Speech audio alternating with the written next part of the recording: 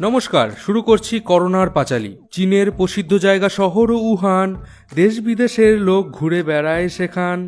মাছ মাংস ইঁদুর বাদুর সবই তারা খায়, অতি কষ্টে মেরে তারা পেট ভরায়। এমনই এক কুক্ষণে তারা খেয়ে ফেলল সাপ, মা করোনা রুষ্ট হয়ে দিল অভিশাপ।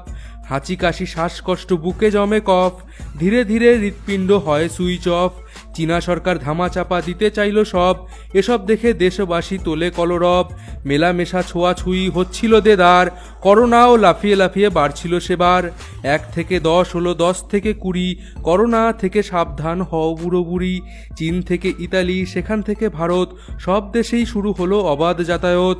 ইতালিতে ছিল এক আমলার ছেলে, মা বাবার জোরে সে পার্টিতে নাচে। 2 দিন পরে তার করোনা হয়, সোনার সংসার তার ছাড়খাড় হয়। করোনা না হলে বাহিরে বেরাবো, চা খাবো বিড়ি খাবো হাত মেলাবো।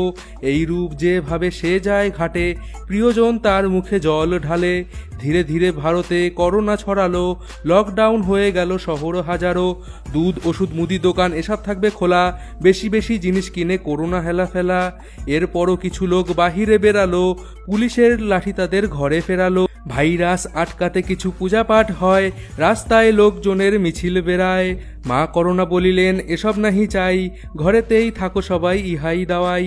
হাত ধোও বারে বারে, মুখে পরো মাস্ক, তাহলেই সন্তুষ্ট আমি, হবে না ভাইরাস। শোনো শোনো ভারতবাসী, শোনো দিয়া মন, মা করোনার পাঁচালী করিলাম বর্ণন। যে জন এই কথা শুনে এক মনে, মা করোনা ছোবে না তাকে জীবনে। নমো নমো করোনায় নমঃ।